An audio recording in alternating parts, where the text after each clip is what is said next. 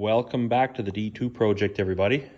Today I'm going to start by taking off the radiator and whatnot. What I did off camera is I cleaned out these cylinders, and this one here, I believe number 4 is the one that's stuck because it had the most amount of crap and water in it. Number 2 is probably also one of the candidates to being stuck. Number 1, I had put fluid in there and it actually seeped past the ring, so I'm pretty sure number 1 is free. And number 3 actually looks pretty good too. But number 2 and 4, I think, are the ones that are stuck. I went ahead and got a wire wheel on the end of the die grinder and I ground out all the crud and rust so that if and when it does break free, I'm not going to destroy anything, but definitely going to need new liners for this thing for sure. So what I'm going to do is I'm going to take the radiator off and then we'll see about maybe trying to break the engine loose. I managed to get the radiator off. It went off without any problems whatsoever, and I ended up not filming it. It's bloody heavy, that radiator, but my little crane worked great for taking it off. Next thing, I'm not sure if I'm going to try and free up the engine or if I'm going to remove the engine, but that will remain to be seen, so stay tuned. Well, I took the generator off, and I found my first major disappointment on this machine. I was told the lights worked. I don't know how they can, because there's no guts in the generator. It was just there to plug the hole. I pulled it off. I noticed there was no pulley or no gear on it. And then I thought it felt awful light when I took it off. And sure enough, yeah, no guts in it. So anyway, not a big deal. I do know of a couple places that will probably have one, so I'll source one somewhere. But somewhat of a disappointment that was like that, so obviously the light wouldn't have worked, but I'm assuming he meant it worked before they took the guts out of the generator. Anyway, we'll keep taking things apart here. So while this ultimate penetrant here, as it says on the bottle, I don't know if that's actually the case. I should have used what Project Farm tested and recommended, but if you haven't seen his channel, go check it out. Very, very informative. Does all kinds of reviews on stuff. I absolutely love that channel. But I decided I would pull the head off of this side of the pony engine, and this side looks absolutely pristine. Of course, the coolant passage here is just plugged right up full of stuff, but that's to be expected. But the cylinder and piston look absolutely beautiful. So I'm pretty sure the other side is the one that's giving us grief. So I'll pull that one off and hit it with some penetrant too. Maybe we can get the pup engine broke free here. We'll see. Here's the head off the other side. What I don't understand is that both these valves on this side are closed and the ones on the other side are open, or at least the intake valve is, or what I think is the intake valve. Yet this side here is pristine versus the other side is rusty. I wonder why that is. I would have thought the side with the open valve would be the one that got rust in it, but what do I know? So I've been wrestling with this engine trying to break it loose. I came up with this plate idea here. My friend Gary cut it out for me. It's just a bolt circle thing that bolts onto where the hydraulic pump drive would bolt onto if you had one.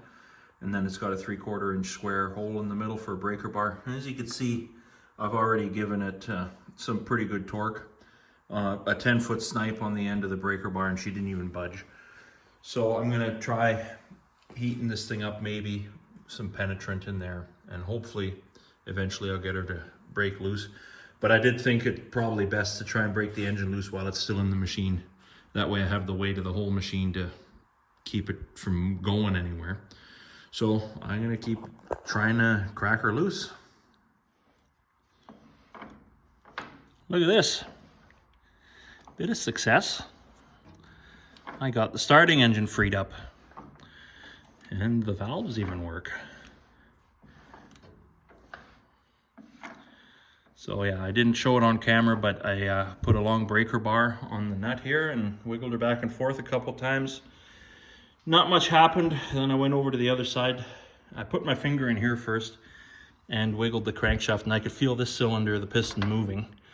And then I went over to the other side and took a dowel and a hammer and gave it a couple gentle taps, and she broke loose, and now she turns.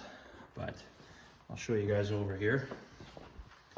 It's in rough shape, this cylinder here. It's definitely, let me just wipe that crud out of there so you guys can see. But yeah, it's definitely gonna need a hone job, possibly even some sleeve work. But it's free. And on this side also, even the valves move. So it's a small victory, but I'm happy with it. So there we have it. We just got to get the main freed up now, and then disassembly will resume. Okay, I got the engine more or less broke free. It turns over now, but the number 2 cylinder is still stuck in the sleeve, so that's going to be the next thing, is to try and get that one loose. I took a big wooden dowel, stuck it in the number 4 hole, and whacked it a bunch of times, and it broke loose. But it also lifted the number 2 liner out, which in turn dumped a whole bunch of coolant and what was left in there all over the ground. But the good news is that it was all coolant, not just water. So I'm gonna pull the liners out anyway. So now this one here, I don't have to worry about breaking it free from the block. But we got some movement. I'm gonna try and get the number 2 cylinder loose in its liner. But yeah, you can see that this one here looks actually not bad. Number 4, it's got some pitting. I just cleaned it out with the wire wheel. But we're making progress. The engine is now on its way to being loose completely, which I'm real happy about. Success. The main engine is now also free. It took a fair bit of grunting and groaning to get the number 2 liner unstuck from the piston, but the whole works turns. Thanks for watching, everybody. Next, we're gonna tear into the engine, figure out a way to mount it on a stand, and we're gonna get into repairing everything. So stay tuned for the next one. Thanks for watching.